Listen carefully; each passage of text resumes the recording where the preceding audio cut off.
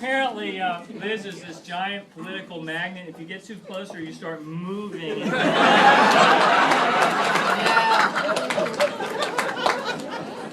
You know, she made a joke about that, but the fact is that Liz Bobo is somebody who her entire career you knew was going to stick with her principles, and she was not going to waver, and she was going to always act with the courage of her convictions, which is why over these years she's built up such a dedicated following. Liz, all these people are here to pay tribute to you for just a wonderful, wonderful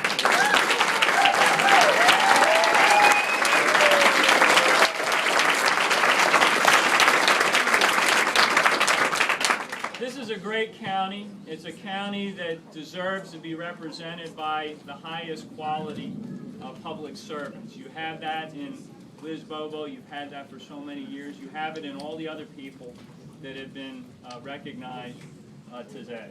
And because you're so active and engaged, you're deserving of that kind of representation. So really, I want to thank you for putting people like Liz Bobo in office year in and year out, because it doesn't just make a difference for Howard County.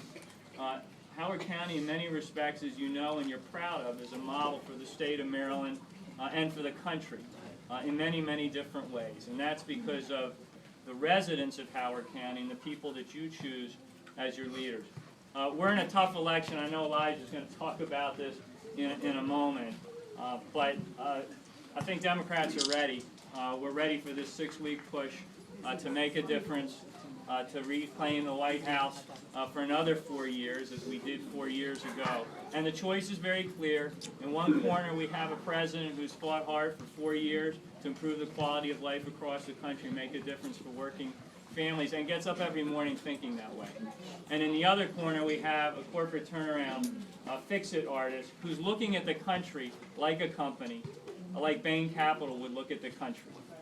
He looks at it as USA Inc., and you go in and you cut here and you slash there and you get rid of this retirement program and you bust that union. Before you know it, you fixed it for the shareholders, which are a very small group of people. And in the process, you get that whiz kid, Paul Ryan, out of the accounting department. I think that's how Mitt Romney looks at Paul Ryan.